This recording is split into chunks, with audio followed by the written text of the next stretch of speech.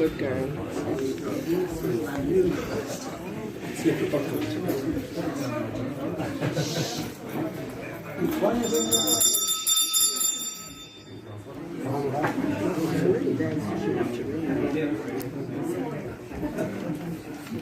Good evening, everybody. You're very, very welcome to the United Arts Club, Dublin, this evening. Just to say that we have Tom Mathews here as our artist this evening. This is Tom's third time exhibiting here in the club, and we're delighted that since that last exhibition, Tom has become a member of ours. And we're delighted to welcome Tom as a member. I think he will be a good member, and I hope hopefully great help. Are you a member yet? This evening, I'm not going to say very much. All I want to do is just to say that James Howard is going to, James C. Harold is going to open this exhibition. And Tom is going to tell you all about James. I looked up the website and I know a lot about him, but Tom knows him personally more. And James did say to me this evening when he came in that he was very honoured and privileged to be speaking here in the United Arts Club, and I thank him for those wonderful comments. So without any more, I just ask Tom just to introduce James, and James will then formally speak and open the exhibition. Thank you all. Thank you. I didn't think I was going to actually introduce James. You told me you would. It strikes me as an Andalusian introduction. I seem to remember, I do not remember how long ago it is when we first met. How long ago is it? About 2,000 years. BC. I think how we met, we were in, unless I'm mistaken, the back slug of Downey and Nesbitt's. You were actually about to tell my first story. I was going Go to ahead. No, you better. I overheard a man in Galway reciting a poem. I think was it Alan Garner, the Welsh novelist? And since I knew this poem myself, I went in and we recited the last verse together. And I said, I'll have to know this guy. And he said, why don't you come down to Galway sometime?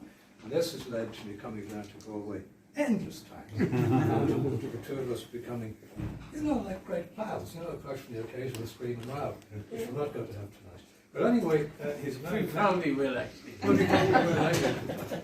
Anyway, he's a man of many parts, and I'm not going to go into all that.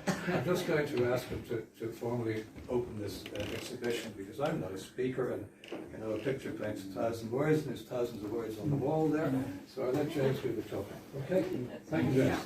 Thank you. Thank you, Tom. More on an hour, Dumsa, that live enough. It is such a great honour to be here in the Arts Club. When I was a little boy, my father, who used to live in Dublin, here I am making nice, very different for Justin. We tell you stories about Justin too. But my father, who lived in Dublin and played for Dublin and stuff, used to bring me around and show me all the great cultural buildings of Dublin and all the life of Dublin. And one of them indeed was the Arts Club. And for me, the Arts Club and the community of artists and artistic people who live in the Arts Club always is just like the apogee of artistic, bohemian, cultured, imaginative and innovative life in not only Dublin but in Ireland, and it still is. So it is such a pleasure and a privilege beyond belief for me to be here to say a few words tonight and to open any exhibition, but particularly an exhibition of Tom's here in the holy ground of Arts Club. Such an honour. Yeah, it was another iconic Dublin building. Doherty and Nesbitt said it was the back snow, and I had bought the book, the Pegwood book, Unrespectable Verse, and on page 113 there's a poem by Alan Garner that starts, "There's a girl in our village who makes love in a churchyard. She doesn't care who, but it must be a churchyard." And then this head stuck in. The body was draped in rotting tweeds. Tom was a much darker gentleman in those days than he is now, but essentially he was the same Tom. And Tom said, doesn't care who, but it must be a churchyard. They say she prefers the old part to the new. And then together we said, green granite chippings rankle maybe, but warm limestone welcomes. And afterwards, in her bedroom, she sees the mirror's view of her shoulder embossed in loving memory. And then we called pints, and we had a chat. And the rest of the poem is very short. Why do you do it, Anne? You've 8 O-levels, why not? It's as good a place as any, close by, Roots Green, Nave, Chapel Dees, and when you close your eyes, the harmony, the horn gargoyles choose. But Anne, it had to happen. Last night you were levelled. William Smith, late of this parish, lay cold beneath you, and his great-great-grandson lay warm above. And you arose, though your shoulder did not know it, in glorious expectation of the life to come. That's got me into more pubs too. So, anyway, that was recited back in the days when you could recite poetry in Nesbitt's and never be and shortly afterwards, Tom was in an Arts Council touring exhibition called A Bit Up the Wall, which was put together by John Hunt, who was one of the 2 visual arts curators for the Arts Council back in the day. And I know that Trish Hunt is here somewhere tonight. So we think of John, and we think of John and Rory, who's here, and Vinny O'Shea touring top acts around the country, which wasn't that easy, because in gatherings like this, which were mainly organised by local authorities, Tom went out of his way to insult all the county chairpersons and mayors and anyone he could possibly insult. But it was good practice for Vinny and Rory got a great job out of it, so who's complaining? And we all loved that exhibition. And as the years went by, Tom, whom we knew from his days in Dublin in particular, and also Hot Press, came down the country. I remember him once getting access to a Galway Arts Festival event by showing them the front cover of Hot Press with Tom dressed as a leprechaun on the cover. And he became a firm friend of ours in Galway. So when you miss Tom for a couple of weeks and you're wondering, Tom hasn't been seen in Grogan's, is he all right? You say, he's probably down with us in our room with various spaniels, sleeping with them, and entertaining Teen Auction in the way that he usually entertains, Grogan's. And it has actually got to the stage where Tom is sort of an alternate artistic director of the each year at Galway Cartoon Festival, and we'll be having a retrospective of his work. None of this work will be in it because it will all be sold, of course. So if you do buy his work, and why wouldn't you? You may have to give it back to him for each year, but the best thing to do is encourage him to do other work. But anyway, that's opening, I think, so around 4th of October. So Tom's come to Galway.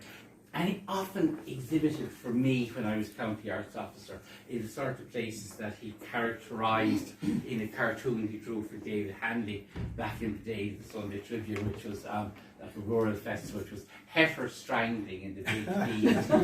And so Tom has become a firm favourite of ours in Galway. Now, I must look down, actually wrote stuff down.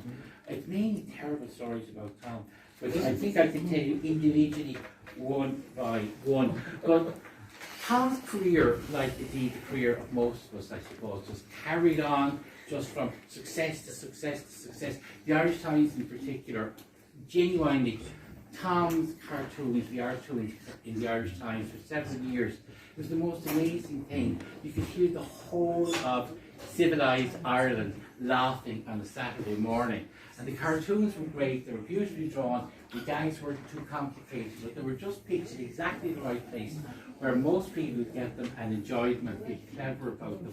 And to think that back in those happy days, the Irish Times actually wanted to do something as nice as make everybody laugh for the right reasons on a Saturday afternoon or Saturday morning, depending on what time you got the paper. But it was too good to last. For several years, it was one of the great things in Tom's life. And of course, we know that so he was writing poetry, and he got a new collection coming out as well. But like everybody else, it all came to a grinding halt in March 2020, and Tom retreated to his palazzo in Inchicore.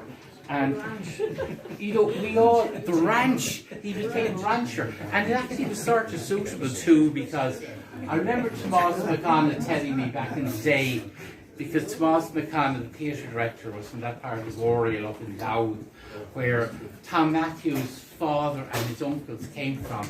And he said, long-headed fellows, those Mathewses, they were good farmers, but long-headed fellows. So Tom is indeed a long-headed fellow. But this long-headed fellow retreated to the ranch. And we were all, I suppose, in the early days of the lockdown, going back and reading books about people locked down for one reason or another. And it sent me back to a book I hadn't read for a very long time, a fantasy novel by Highsmith called R.A. Bohr, in which there is this wonderful character who retreats to his mansion in the burbs to contemplate higher things. And if I can read it. Exactly, Jean Desessant. Soaring upwards into dreams, seeking refuge in illusions of extravagant fantasy, living alone, far from his century, among memories of more congenial times, and we're all becoming ghosts, so fair enough, of less base surroundings. Each chapter became the sublimate of a specialism, the refinement of a different art. It became condensed into an essence of jewellery, perfumes, religious and secular literature, of profane music and plain chant. Well, we can forget about plain chant, but Tom, in the 2.5 years that he spent in his demi palazzo in Inchicore, produced this exhibition for our delight, this crystalline exhibition. And I was thinking, Tom is probably the last person left, the last artist left in Dublin who is still working in 60s pop art, and who still takes the aesthetics of 60s pop art and soul and turns it into something new and interesting. I said I'd use that word somewhere, interesting. New and interesting. So what we have here is Tom's world. And you can imagine, as you see Tom leaving his house in Inchicore and sauntering into Grogan's, this is the world Tom sees. These are the colours Tom has before him. And this is his world. This is June, and the month where people's attention turns to Joyce and Bloomsday more readily than most this year's. And we think of the fact, if I get the quote right, that of course that Joyce said something about the critics.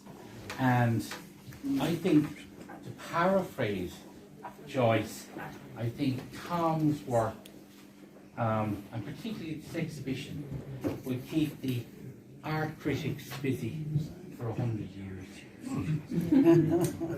The work is all for sale. It's unique. I don't think we're ever going to see its like again in an exhibition in Ireland. So I urge you to buy this unique and historic work, and I'm delighted and honoured here in the United Arts Club to declare this exhibition open. Tá súlgum bhfuil sult is tána as an taspátas starúil is íontach seo.